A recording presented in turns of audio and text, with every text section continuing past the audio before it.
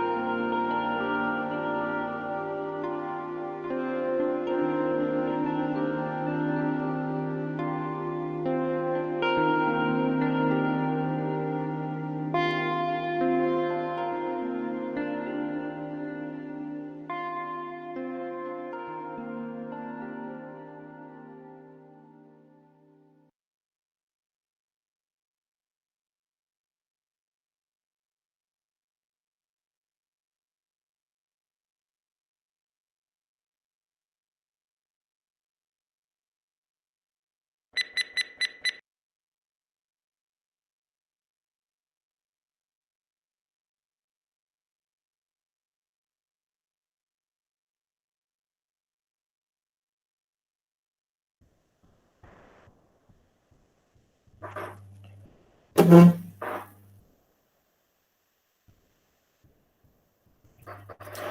Okay, hi guys. My name is Ashish Pratik, and today I'm going to take you through GitHub. With a little bit of the basics in the past. So now I'll just go through the intermediate level of GitHub. So let's start with how to set up your GitHub account. So yeah, account setup, creating and all that, we've already discussed that in the past. So I'll just talk you through what SSH access is first. So SSH access is just another method for logging into your account without using your username and password. So it's basically like a key, so that you don't have to keep entering your username and password again and again. That is a basic overview of SSH access. So I'll just talk you through how you can do it.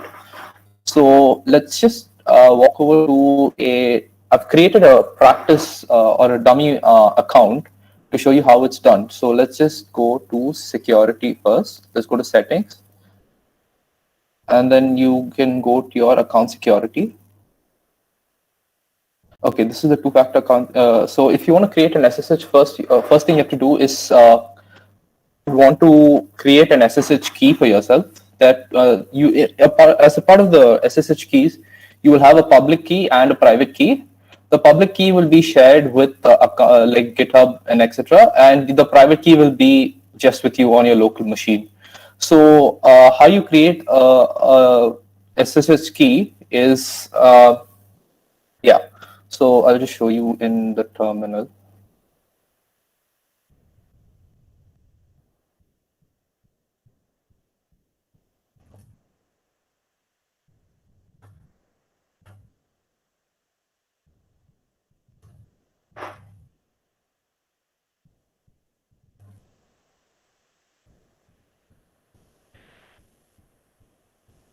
So yeah, as I said, so you would first want to generate a new SSH key to yeah.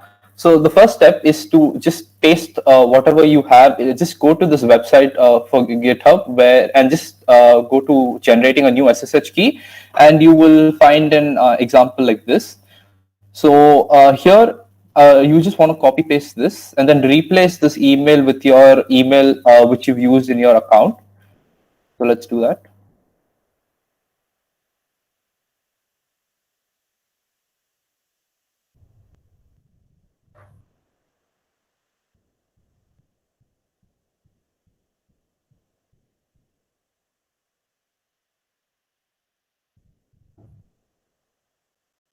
Yes, as you can see over here, it's generating the public and private key. So here you just enter the file in which you want to save the key. So yeah, so as you said, just press enter, which it will just go into the default location, or you can just change this particular location by entering the new destination. So as passphrase is empty, or yeah, I mean, you can just leave it free, or you can just, yeah, you can just leave it free, and then you have your the fingerprint, the key fingerprint over here, which is unique for your private key, and as a public, this will be known to GitHub. So this is your key random art image. So now let's go to the Git website, GitHub website, and yeah. Let's go to SSH and GPG keys. So if you want to add a new SSH key, you just name the key.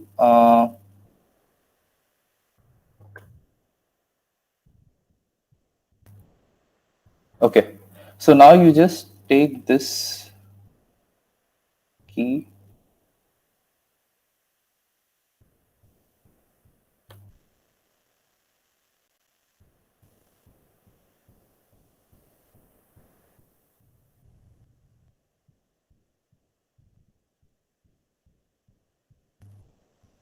Okay, sorry, my bad. Just 1 minute.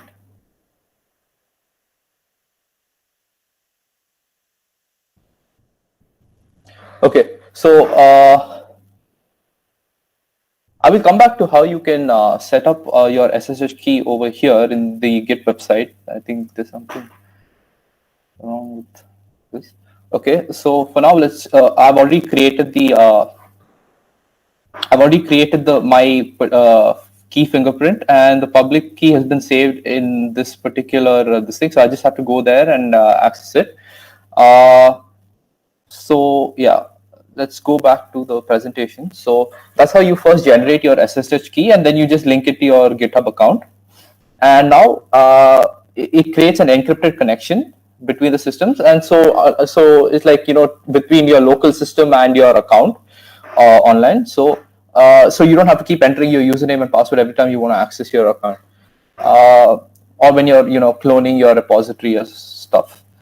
So yeah, set up your GitHub account, email address. Yeah, so obviously when you're creating your account, you'll be giving a particular email address. So if you want multiple email addresses, like to make more commits, you can just link them up like this.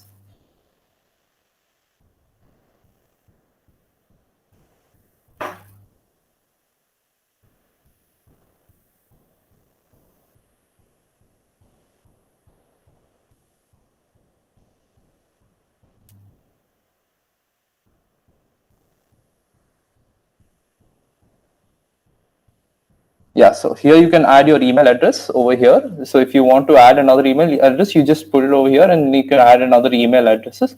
So the primary email address is what you registered on GitHub with. And yeah, you're also allowed to have a backup email address. So yeah, so I'll leave that for now. So you just have to type in your email address. It'll ask you to verify, and yeah, that's how you can finish off your email address. So now let's move on to the two-factor authentication. So again, two-factor authentication is like it just adds another security layer to your account. So suppose, like, as it said over here, if your account is being hacked, or if it's compromised, or someone knows your password somehow, so if you turn on your two-factor authentication like this, so I can just go to account security, and here if I enable two-factor authentication, so yeah, so if I want to, yeah, so as it says over here, it adds an extra layer of security to your account. In addition to your username password, you'll need to enter a code. So this code will be sent, if you want to set it up using SMS, you'll get it on your phone by just entering your phone number, and you'll get you'll get a code. So every time you want to log in, it will ask you for your username, password, and it will also ask you for that particular code that you get on your SMS. So that's a two-factor authentication. It's just mainly for adding another layer of security to your account. And it's pretty useful in many cases because, see, right now we're also students, but then once you move into, let's say, something, when you go like higher and you start working or something in a company, and then you have a project going on, and then someone gains access to that entire project through your account. Your information and credentials, etc., your project, everything is just vulnerable. Everyone can access it. So this two-factor authentication is very useful in such cases where it's very unlikely for them to get the unique code that you'll also have to enter apart from your username and password. So yeah. So now, yeah, let's come to the basics of how to create a repository. So basically, a repository is where you'd be doing, like, suppose you have to do a particular project. Let's say you'd have to create a new repository, and then you'd be doing all your work in that particular. You'd be putting up your code or whatever in that particular repository. So let's just say the repository name. Let's keep it as practice repo.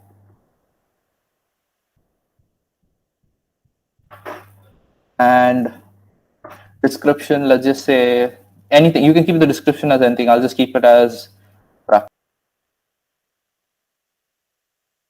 It is public, which means anyone can access this repository. But if I make it private, only people who I admit into the or who are allowed to commit to this repository will be allowed to view it. So for now, let's just keep it as private. So, or private or public, anything is fine for now. But just for practice, I'll just keep it as public. I'll leave it as public.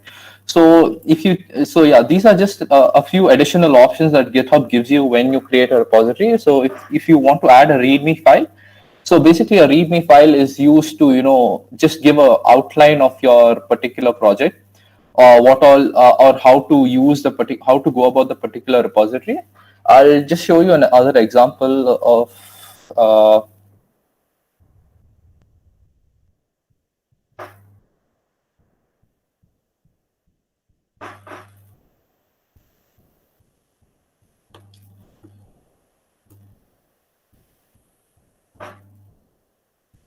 So yeah, so these are the particular repositories which I've already worked on. So let's just go to any one of these repositories.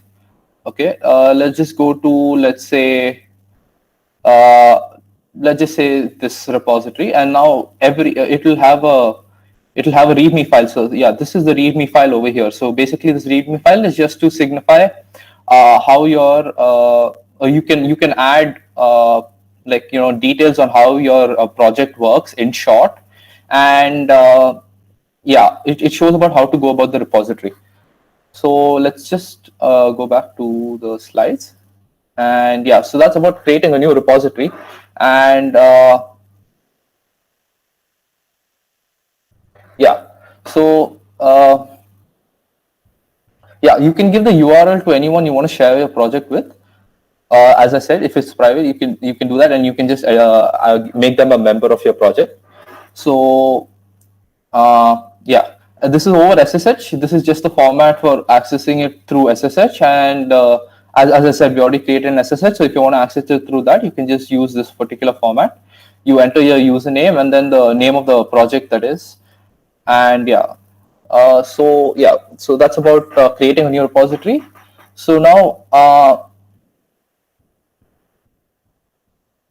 yeah, so it's preferable to share HTTPS because see, not everyone has created SSH key to, usually people don't use much of SSH keys. At least at our level, people don't usually often have an SSH key associated with their account. So it's always better to use the HTTPS based URL for the project if it's a public project. If it's a private project and your members already have an SSH key, the public SSH key, if you're aware of that, then you can add them over through SSH, this particular format. So now, yeah, so let's move to cloning with HTTPS. Like cloning a repository is basically when you want to create, you want to download the entire repository onto your local desktop or your local device. In this case, our computer. So it just creates a sync between the two locations. It means right now I'm using the I'm using the online version of, or the website version of GitHub. So suppose I want to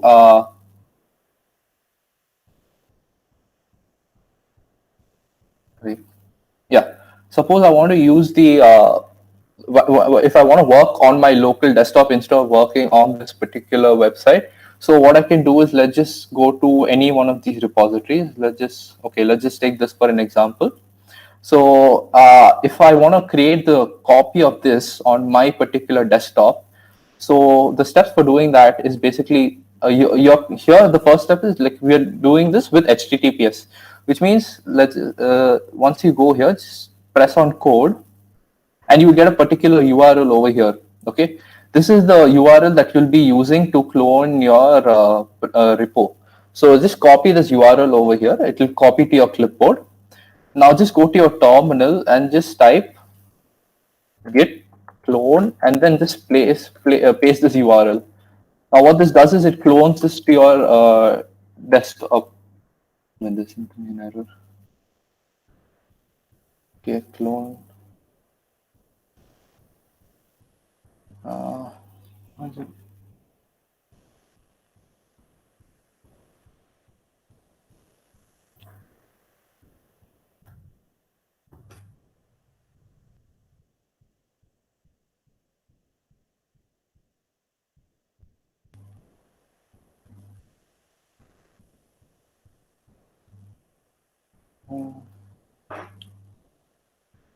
Seems to be an... Okay, there seems to be a small issue because Git is... Okay.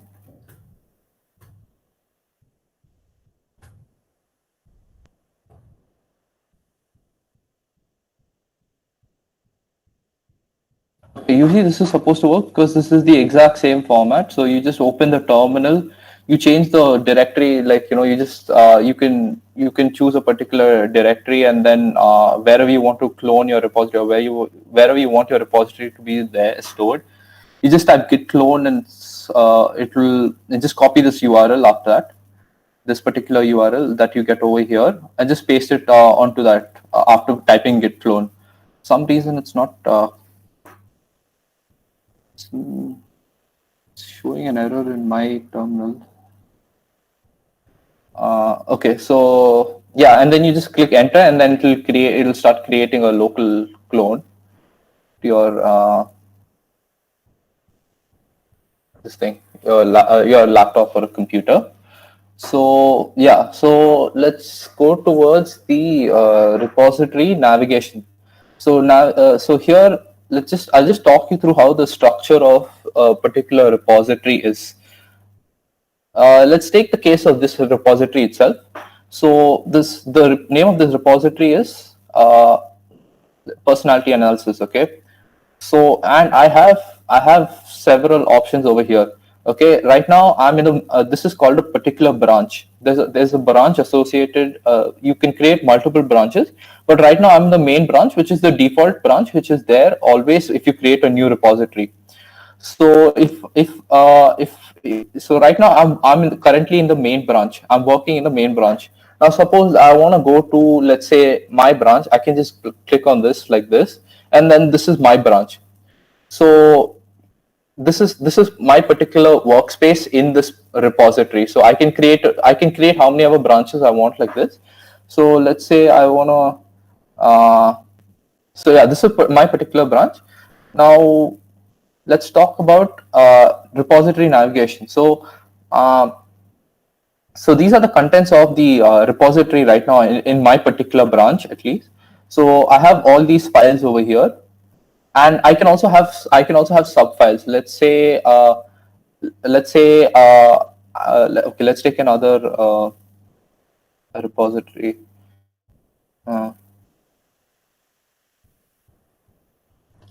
Okay, let's take the case of this repo. Now I have okay, again, okay, not this one. Okay, let's take this particular repo. All right, now I have several other folders still in my this thing. So if I want to navigate through, I can create several layers of folders, and then I can embed files. So I can basically structure all my data in particular folders, and they'll have their associated files. So yeah, as I said, you can select a branch or go to a previous version of the repository. Yeah, and you can also search for a file, add a file, clone repository, or download the repository. So I'll show you what basically what I've explained right now is cloning the repository. So I told you, as I said, you just have to copy this, type git clone in your particular terminal, and just paste this over there, and you will have it cloned to your laptop. So I can also, there's also another option of downloading a zip. So suppose, let's say I download the zip version of this. So it will just download this zip file. So even if I open this, like, let's just,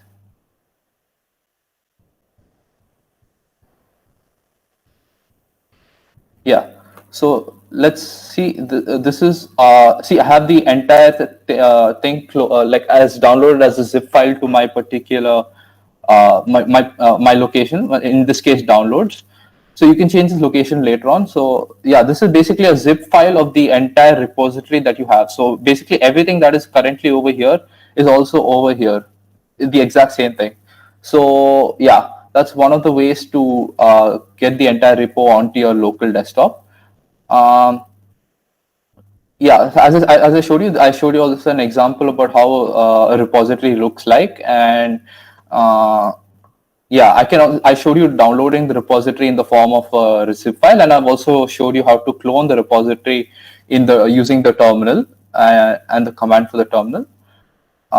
So yeah, let's move on to issues. So basically, see, when it comes to issues, you will have several problems in while when you're working on a particular project, you'll have many issues coming up in your code, or you'll have some kind of bugs in your code.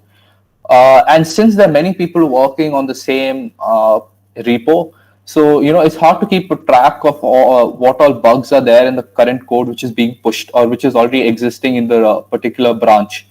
So, to maintain a particular, to maintain a place where you can, show all these errors or, store all these errors, in a way, or any sort of issues, just not errors, like anything that needs to be fixed or anything that needs to be added, you can just go to the issues section of this thing. So right now I'm in the master branch. It doesn't matter. So as soon as you click your click on your repository, you'll find all of this over here on the top. So right now I'm the code section of it. Now, if you go to the issue section of it, you can just right now you'll find that there are no issues. But now suppose let's say I have an issue in one of these particular files. Let's just say I have a bug in my code. So what I can do is I can go to my issues and I can just say new issue. And let's just say bug in code or something. You can just name it anything you want, and then just you can. These are comments about what the problem is in the code. Let's just say there's some semantic errors or something in some of the code. So I can just type semantic errors in code file, or I can type anything I want over here. I can even type the so see, I can okay, for now I'll just leave it like this. So there's also an option of attaching files, dragging or dropping or pasting them. So basically, let's just say you have some correction for the issues, or you want to show what the issues are. What you can do is if you have those stored somewhere, that the issues or the comments that you have for the particular file, the errors, like the issue, like what if you want to emphasize on something, you can just add a text file or a code file or any thing. Like, so let's just say I can see, basically this way it will give me an option to download any of the files. So not download, sorry, upload any files. So I can upload, and then instead of typing, suppose you already have a text file on your notepad or something, you can already just simply drag and drop over here. So let's just now these assignees, what you see about these assignees is I can assign suppose I have a bug to be fixed, and let's just say I'm the project leader. What I can do is I can assign this bug to either myself, or I can assign it to any of the people who are who are working on the repository. So let's just okay, see, this way it gives me a way to I can assign this issue to be fixed by someone else. Like apart from, for now, I'll just leave it for myself. But I have an option of assigning this particular error to someone else also. Now in the label, so let's just see these labels give you flexibility. Like suppose the issue is a bug, you just put the label as a bug. Or if you want to document something, you just you just select this particular thing. So this way you have several of these. You have several options. Like suppose if it suppose you want to ignore something entirely, you just say won't fix. It doesn't need to be worked on. Or if you have a question, you can just flag it as a question. So these are basically different types of flags for different types of issues. So yeah, okay, suppose now if I keep it as documentation, I can just leave it as documentation.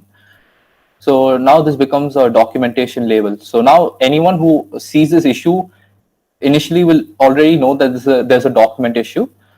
I can also change it to bug. Like as I said, there's a bug in code, so I'll leave it as bug. I can remove the documentation issue, right?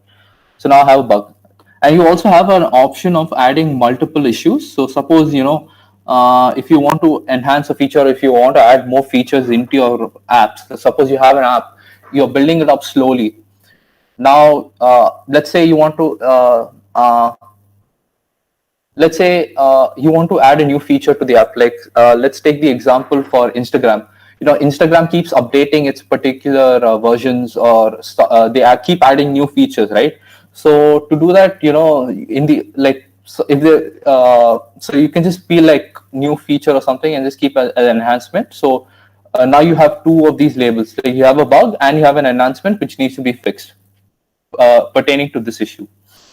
So now if you have projects, this you can ignore as of now.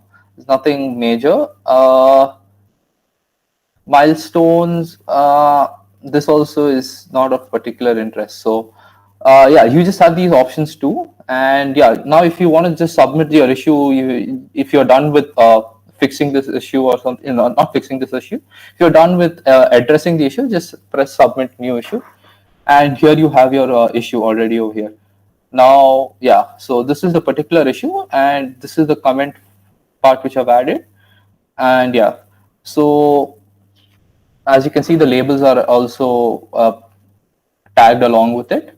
And I assigned this to myself, but if I assigned it to someone else, it will be showing that. Okay, so now suppose I'm done fixing the issue, or suppose someone is done fixing the issue, they can just press close issue. Now this issue will be gone, like, because you've already, suppose let's say I've already fixed the bug and I've also added my features to the particular code. So then I can just go like close issue, done. Done. So this issue is closed. Now it says it's assigned and then it's closed. So which means this issue is no more valid. Like it's already fixed. So now suppose I realize that I've made a mistake and that the bug is not actually fixed. Again, I can just press reopen issue. Now again, this will be reopened. So this is how you can. This makes GitHub very flexible and very easy to use. Yeah, because since many people are contributing to the same project. So that's about issues. Now let's move to pull requests. So yeah, this is a very important aspect in GitHub, because what pull, suppose like, I've mentioned about the branches, right? I've mentioned about having various branches, right? So let's just go to another repo.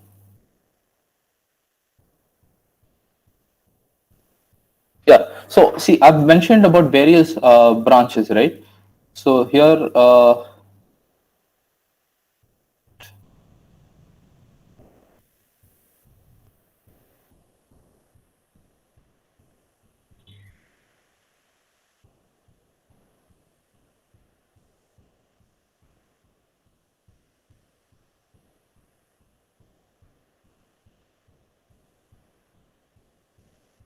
yeah, so right now I'm currently in the main branch. Now I have 3 other branches over here. Now suppose I'm working on my branch, right? So you create branches to work. Suppose you have many contributors in your project. Let's say 4 contributors to your project. You would naturally keep 5 branches. So the user of these branches is that you don't want to push unnecessary changes or wrong changes to your code to the main branch. So the main branch is eventually like your final. Usually is the final. You can change it, right? By default, it's the main branch where you'll have the final project coming up. Where there are no issues or anything. Now suppose I'm working in my particular branch. So if I make some changes to my particular branch, and I want to push those change, if I'm confident about my this thing, and if I'm confident about my work, and I feel like what, this needs to be pushed to the main branch, which means this needs to be added to a project. Like suppose I've added a new feature in my particular branch, and I want that feature to be also found in the main branch, which means the final code. I want to add it to the final code, your main code. So basically, my branch acts as a let's say as a clone of the main. Not the clone. It's like even if I make an error in my own branch, it's fine, because the main branch contains the actual the code which works. So it's basically to work even with errors. So that's why you create branches. Now suppose I know that there are no more errors, and I've fixed all the issues in my particular branch, and I want to push these changes to the main branch. See, I have to do a pull request. A pull request is kind of a request, like to push changes to the main, you need permission. Like suppose I'm one of the I'm a software engineer. Like a junior software engineer, and there's a senior software engineer. So suppose I'm done with my work, and I want to implement those changes in the main code file, or the main branch. I will have to request for access to that, or I had to request the senior software engineer to permit me to make those changes. So that is basically the like the essence of pull requests. So that's what pull requests do. So it's just for requesting, for making changes. Now suppose if I do a new pull request, so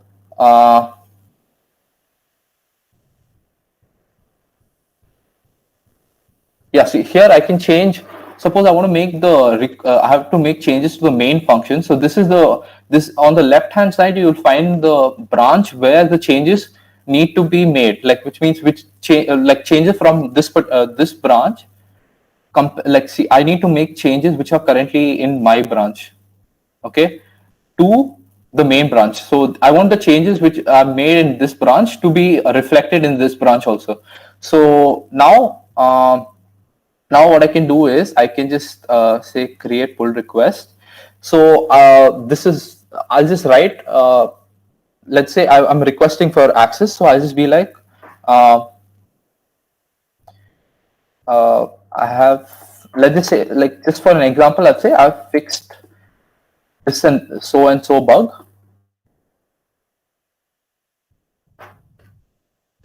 and I want to yeah, that's it. I fix so and so bug, and just be like, you know what, this is just for requesting for access. So you just say create pull request.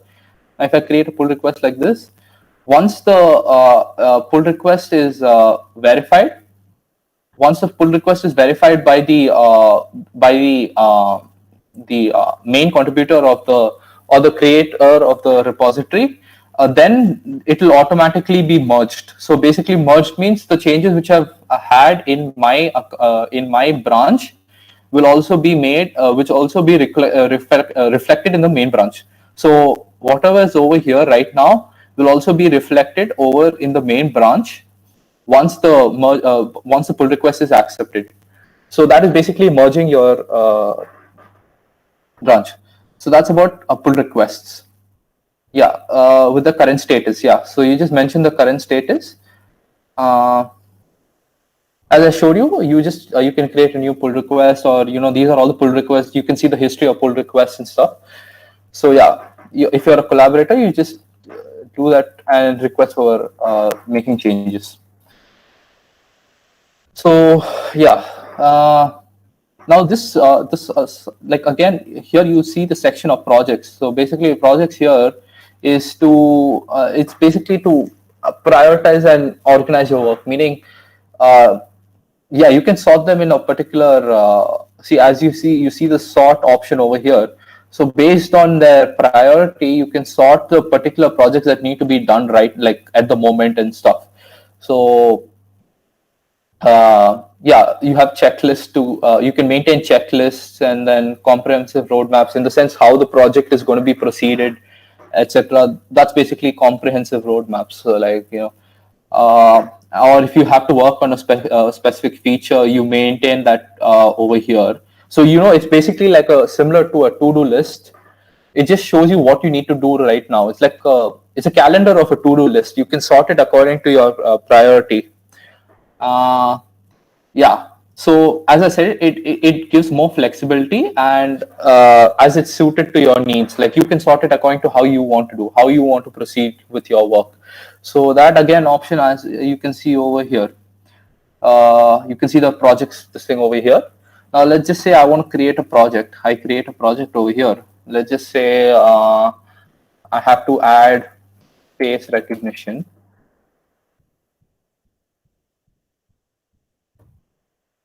And I just say face recognition using, let's say, OpenCV or something, anything. You can. I'm just typing random stuff.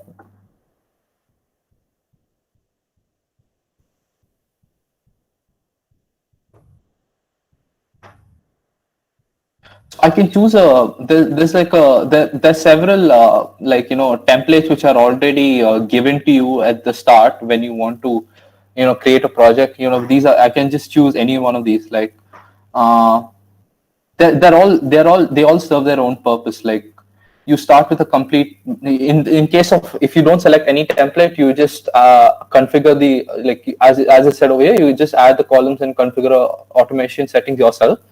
So usually it's according to your needs. Like suppose you choose this particular style, the basic Kanban style. Then what it does is it already gives you a board with columns for to do, and then in progress and done, which means like suppose I'm working on something right now, it will be shown as in progress, and suppose I'm done with that, it'll show done. Like it already gives you a template for that. So it's similar to, like, how you work in HTML. You have some built-in templates. Not built-in. You only have some templates online that you can just take and modify, or you can start and write from scratch those templates. It's like kind of like libraries. So even in C++, you have particular libraries. Like instead of writing the entire library like that, you have some inbuilt libraries which have some functionalities already. So that's basically how these templates work. So let's just go. I'll just go with the basic Kanban. There are various other templates. Let's just start with the basic Kanban. Okay, let's just create a project.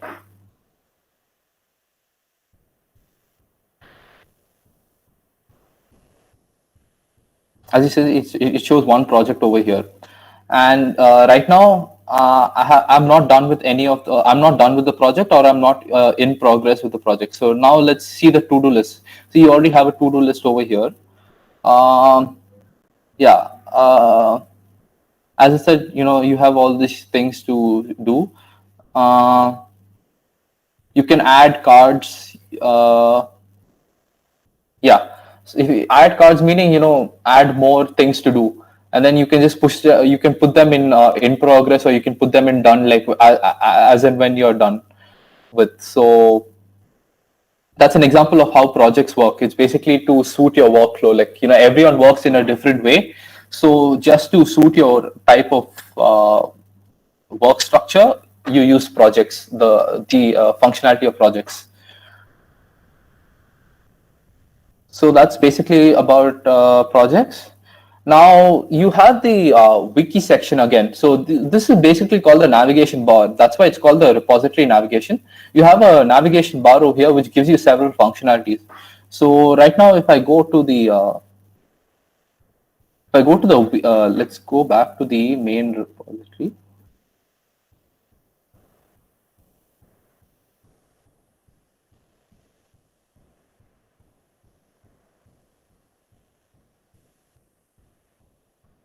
Suppose I go to this particular thing, you'll find a wiki. You'll find a wiki section over here in the navigation bar. Just click on it, and then you'll see basically the use of the wiki, as mentioned over here, is suppose you have, like, Readme file is basically a short version of wiki. So in the README file, you just mention in short, in very briefly, how your project is working, and what are the functionalities in your particular project or in your repository. So Wiki is just an enhanced version, and a long, a much more detailed document of how your project is working. So let's just say in my README file, I just include, what it has face recognition. That's it. That's all I'll include in my README file. But what I can do in my wiki is it allows me to give details about the how the face recognition works. Like say I've used so and so techniques, or I've used this and this techniques. You can mention them in detail, and so if people suppose you're documenting all of this, it just makes it easier for a person who's never worked on this project before with you to see your work, like to understand your work in much more detail. So that's the wiki section. So let's just say I want to create a wiki. So I can just yeah. So as I said, this is just the right section. I can even add images. I can add links, and yeah, I can add anything I want over here, and I can just type whatever I want over here. Let's just say this wiki. file gives detailed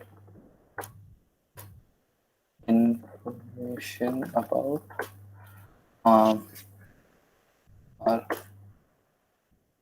project. So I can just leave it like this. So, and if I want to add, I can add a link or I can add an image. I can modify this. I can modify this text like this.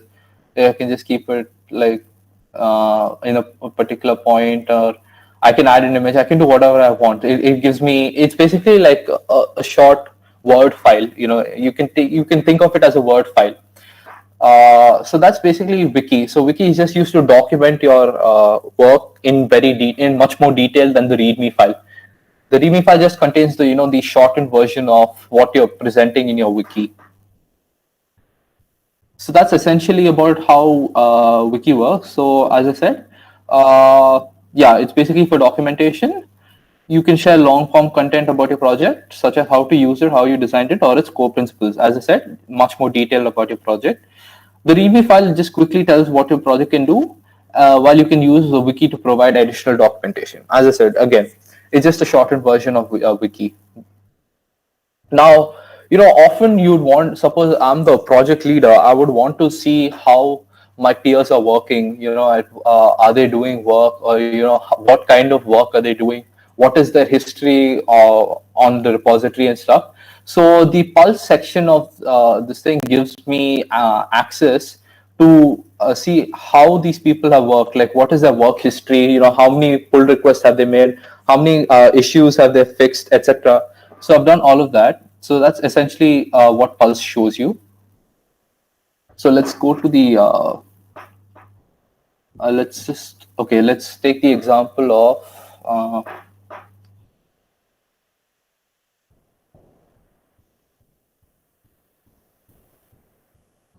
okay, I'll just save this for now. Okay. So as you can see in the wiki, there's a wiki thing saved over here. Now, if I just go back to home, what I can do is, now let's go to the insights. In the insights, you will find all this particular pulse. This basically pulse right now in this particular project, it shows that there's been no pull request, or because I've not used any pull request or merged pull request. So that's why it's shown that there are no issues. Now, suppose let's go back to issues. Now, suppose I add an issue over here. Let's just say I add an issue, something, bug, whatever, and I just submit the issue. Now, if you go to your insights, what you'll find is you find one issue over here. So this basically gives you a detailed explanation of your, it gives you a detailed history of your repository. So there's one active issue and that needs to be fixed. So it shows you that. And it also shows you the contributors to the project. Yeah. So this shows you the amount of contribution each person has made to the project, on which day and all that, etc. Also it shows you. So as I said, if you're the project manager or something, this is the one of the most useful sections to manage your peers, and yeah, to work with them and stuff. So another thing is community. Yeah, these are all just if you want to add the code of conduct for this particular project or anything, you can just add. Or if you want to add some description, you can just add that, license, etc. You can just add all of this. It gives you the flexibility of adding all of that. So, okay, this takes about a week to. Okay, this basically shows traffic. So traffic is basically, it shows you who all have seen your repository, or who, suppose you have a public repository. Okay. Now, if your repository is public, which means anyone can see your repository. So it gives you information about how many people have seen your repository in this week, or in this month. It gives you a number, it gives you graphs, it shows all of that. Because this is a private repository, it's not, it doesn't show any data right now. And it also takes about a week because it needs to gather history. So, and it also, yeah, so you also have a commit history. So it shows you when the commit has been made on which day using a graph and how many commits have been made. So this is the number of commits and this is the day on which the commit has been made. So it gives you a history like that. And yeah, again, this is just it just shows you in form of days over here. Now let's go to code frequency again. So basically, code frequency is uh,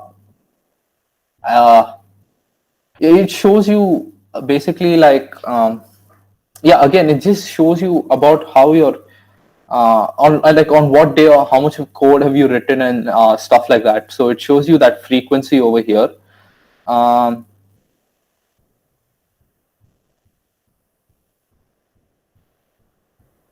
Yeah, so green is additions, which means how much code have I added, how many lines of code have I added, and stuff like that. And deletion shows the number of code lines you've deleted. So in this case, it's showing deleted as 400 lines. I've deleted 400 lines of code, about 400 lines of code on this particular day. But I've also added more than 1.4k lines of code, 1.4 k, yeah, k lines of code on that particular day. So this is just a history of the code written. And dependency graph, it's not required as now. Now if you go to network, it'll take some time.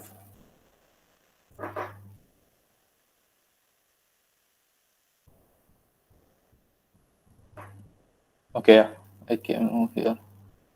Yeah, so this is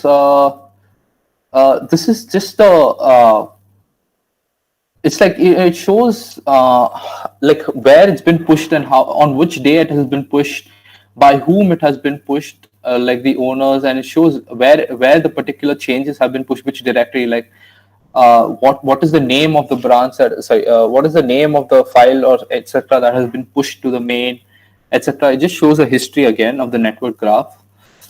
These are the days on which the dates basically on which it's been pushed.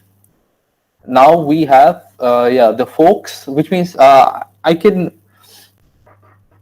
fork my particular repository. So it just shows you how what all forks have been made. Like suppose I want to fork my this repository. What I can do is I can just press fork over here.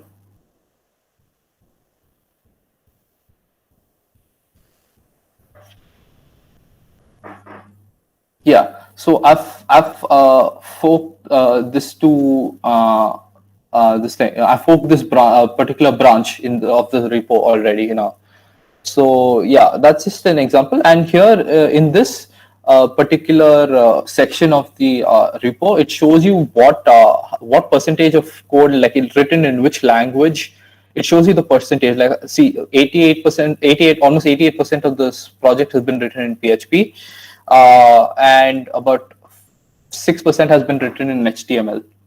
And yeah, it just shows you, like, you know, a percentage of each language that's been written in this particular repository, whatever files you have over here. Yeah, that's about insights. It just shows you, in short, it just shows you the history, or how people have been working, how the contributors have been working, etc. It's a very useful this thing, especially if you're working in a company with many collaborators, many collaborators. You know, when it's hard to keep a track of who has done what, this helps you do that. Yeah, that's about navigation. Let's go to yeah, again, as I showed, I've already showed you all these graphs. How many so under the insight section, the like it yeah, it shows you all the graphs and reports. Shows you traffic in the repository, graph of commits, code frequency, network. Yeah, see, as I said, it just keeps track of activity in the repository. As I mentioned before, every repository comes with a README file. If you choose it, like not if you while creating a new repository, you will have an option of choosing a README file. Now, in the README file, let's just go back to yeah, you can see the README file over here. This is the particular README file. So it just, as I said, I already explained you, it just shows the to-do list schema. It shows me, I can just write whatever I want over here. I can mention deadlines, etc. In my README file. That's about README file. And so let's say I want to contribute, like, a project is already being, like a project has already been done halfway, and now I want to start contributing to a project. So as I said, how to make, yeah. So you can contribute to GitHub, like repositories and projects, etc. So as I said, how to make a clean pull request. Look for project yeah. So there are always project contribution instructions which are mentioned in here. Suppose I want to make a pull request.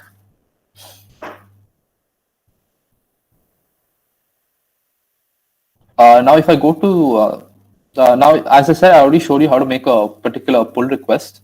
So yeah, create a personal fork. I've already showed you how to fork the project also by just clicking on this fork button over here. And then what you do is, yeah, clone the fork on your local machine. So again, I've mentioned it. Go to this code section, just press on code. You will get this particular URL. Just copy this URL by clicking on this, and just type in your okay, just type git clone. I don't know why it's not accepting git command like this. Fixing that later. But yeah, so that's basically how you just clone it to your local machine. Your remote repo on GitHub is called origin. So this is basically the origin of your repository. This is called the origin. The main branch of this thing is called the origin of your repository. That's basically the default repository that comes when you create your this thing. Now, so basically what this slide means is it's basically like, suppose now I've made change, once I've cloned the particular repo to my local machine. Now I've made changes. Now suppose I've worked on that particular repository on my local machine, and because I've cloned it, now I want to push those changes back to the main repository. Now that is basically, it's like you just make those changes to the upstream, like at the origin, like you just repository.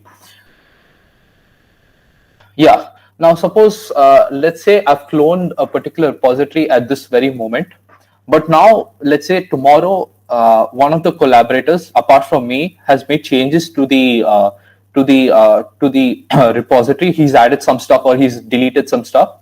Now, if I want those changes to be reflected, I'd have to pull those upstream changes again, which means I have to again, I have to again kind of clone those changes back to my local machine. So that is basically what this entire line means. If you created a fork a while ago, which means some changes have been made after that. Now, as I said, create a new branch to work on. So yeah, you just branch it off from master. So this is for your own branch to work on. And yeah, implement, fix your feature, comment your code. Commenting your code is a very important practice. Because you're collaborating with many people, for people to understand what you've written and done in your code, it's always good to comment your code. Yeah, as I said, follow the code style of the project. Now, every project will have some style, like I've mentioned over here. If you go to project, see, there are many, this thing, you can sort your task, you can plan your project. So in this plan progress, I've already showed you that, track progress, etc. Okay, I've already showed you all of that. So yeah, so every project works in a different manner. So it's always good to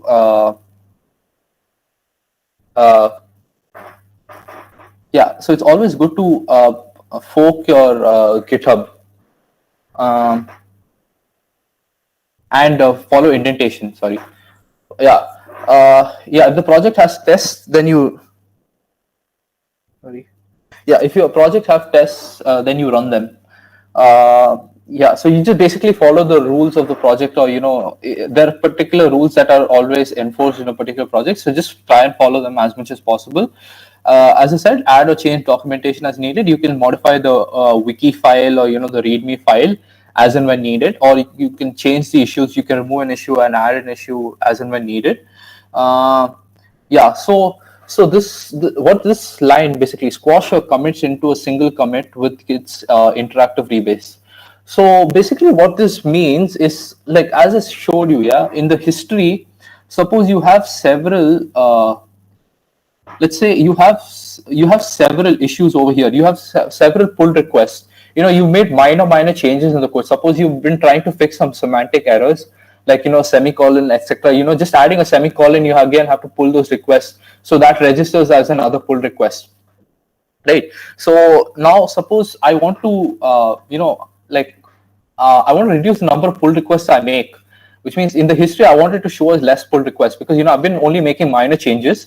So let's just say I want to merge, I want to combine, let's say, five particular pull requests into one, because I've only made minor changes. I've added a semicolon here, or I've changed like a particular variable name, just small changes. I want to combine all of it into one big change. So that is the use of a pull request. Combining the pull request is squashing your commits. The changes that you make, you want to combine all of them into one particular this thing. You can do that using Git's interactive rebase. You can also create a new branch. If to fix the code, yeah. Push your branch to the fork on GitHub. I've already showed you how to make your own branch, and you just fork that branch. You fork it to the you push your branch to the fork on GitHub, like the remote, like the main branch.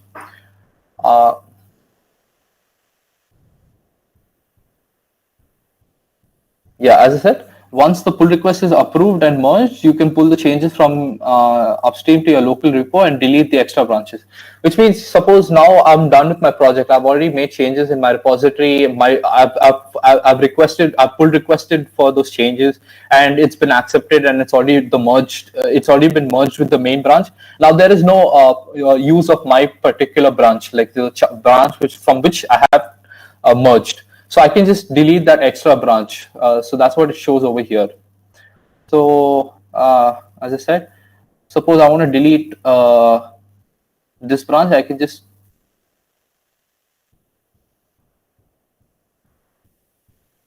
so right now it shows two branches. So I can just remove this branch, and see there's a fetch upstream, this thing over here.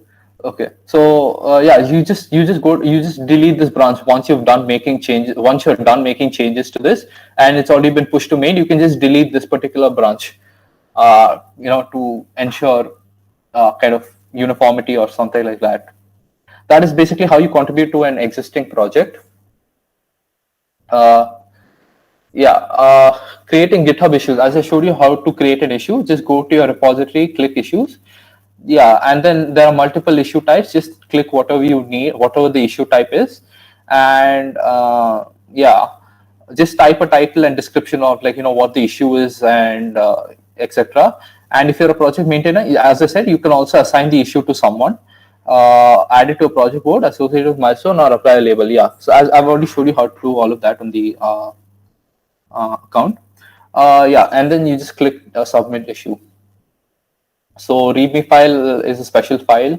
I've already explained about it. Contributing. Just like the Readme file, there's also you can also include another file called the contributing file.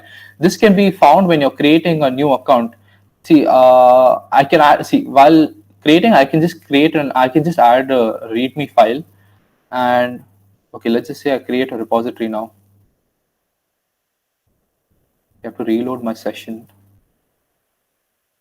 Okay, so basically, you can just understand from here that if I add a Readme file and create a repository, it comes with the Readme file. But what the contributing file is it's just a similar file to the Readme file, except that in this contributing file, you just show what each member has done. um, you know, yeah, GitHub will show opening a pull request when contributing when a contributing file exists when anyone starts opening a pull request. So when anyone pull request, GitHub will show like that pull request if the contributing file exists. So the main idea of having a contributing file is that you can specify things that you want or you don't want in a pull request sent to your project. So, suppose someone pull requests to you, what you can do is, suppose you don't want particular things, you can just put that in the contributing file. So, like actually before making pull request actually. So suppose I want to make a pull request. I have to read the guidelines for making a pull, guidelines for adding, before making a pull request, I have to read the guidelines. Suppose I have some stuff which should not be included in my branch, and I have to merge those changes. Like the pull request will obviously be denied. So in order to ensure that your pull request is accepted, you always have to read the guidelines which are shown in the contributing file. So basically, it's just to show a set of guidelines in short. Yeah. So let's say you have, as I showed you, changing the default branch. The default branch is the master, or it's a main branch usually. It comes as it's basically the default branch that your changes your final project will be shown in. Yeah. So you can change your default branch. Like suppose I don't want the default branch to be main. I want it to be my particular branch. Then I can just go to the options tab and just change the default branch. Yeah. So 1 minute. Sorry.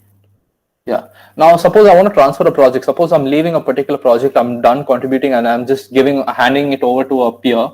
Then what I can do is I can just use the transfer ownership option at the same options tab under your options tab. Yeah, so I'll show you where that thing is.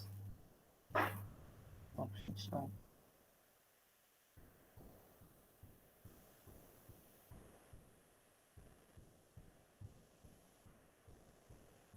Yeah, see, this is the options tab.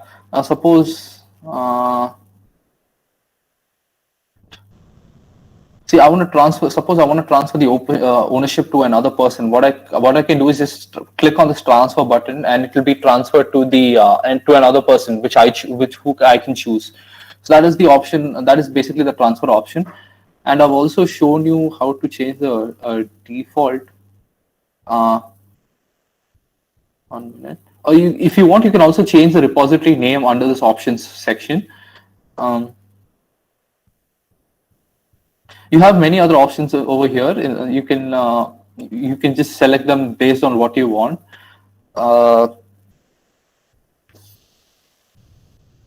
Yeah, that's basically about the options section. So if I want, I can even delete this repository, or I can archive this repository.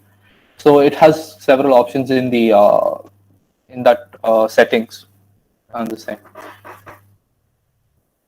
So now coming to GitHub desktop. So basically we've been working on the site for all this while, but there's also a desktop application that allows you to interact with GitHub using GUI. Like, right now I've been trying to interact using my command line or web browser, but what GitHub desktop does is it gives you a graphical user interface, which is basically GUI. So it makes things much easier for you, because working on terminal sometimes can be very hard. Remembering all the commands, etc., it can be a little hard. So what GitHub desktop allows you to do is, it makes it much easier for you by giving you a graphical user interface, and it encourages you and your team to collaborate using best practices. So to complete most you can see the visual confirmation of changes because there's a GUI. Again, it has the same functionalities of GitHub desktop. What the terminal and the the command line on the web browser can do. So you can do the same thing. You can push, pull, and clone remote repositories with GitHub desktop.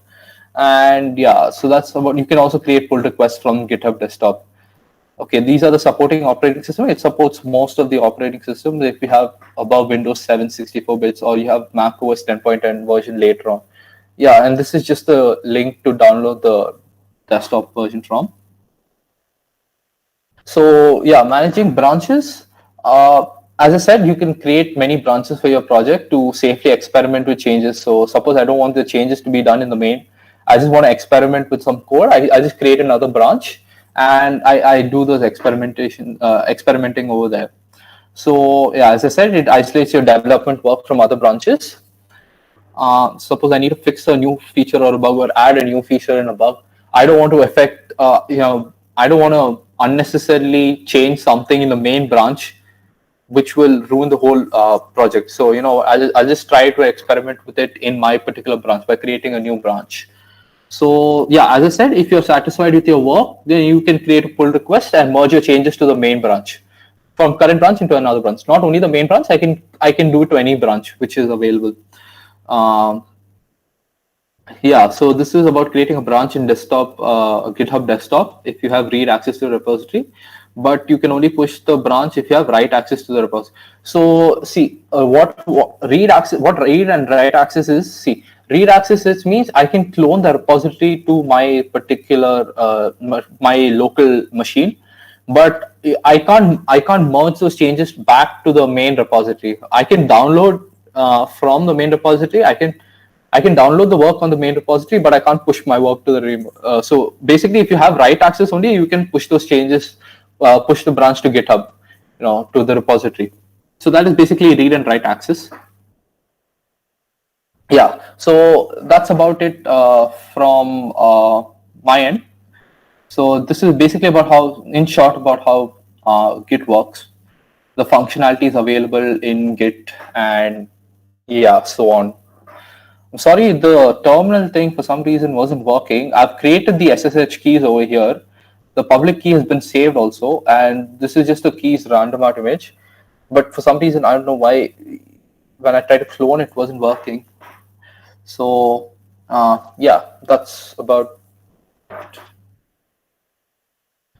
So there are a few questions from the chat section, Abhishek. Yeah, sure. First one is, where can I find my clone files after pasting link in terminal? I'm sorry, can you repeat that? I couldn't hear it. Yeah. Where can I find my clone files after pasting link in terminal? Okay, so as I said, so in your terminal, right now, this shows you which directory you are in right now. So right now I'm in the users directory, right? And previously I was in this particular directory, like users and then Ashish. So I can choose the particular directory. So once I choose the particular directory, then in that particular directory, I will type this GitHub clone this thing. So you can find it over there. Like once it's cloned, right? So you have this is a particular path. So you just go through this particular path.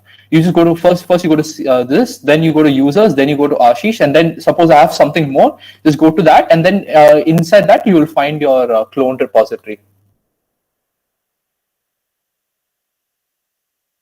Okay, there is another question raised by Vedu, that what is code frequency? Okay, so basically, see, code frequency, as I mentioned, is see, I'll just show you over here. Like, see, suppose code frequency basically shows like on a particular day how much of code have you written, how many lines of code have you written on that particular day. So in this case, on 28th of March, I've written, let's say, 1.4 plus K, 1400 lines of code, 1400 plus lines of code. But on the same day, I've also deleted 400 lines of code. So it just shows you how many lines of code you've added or deleted on that particular day. Like it's just a graph to should indicate that. That's it.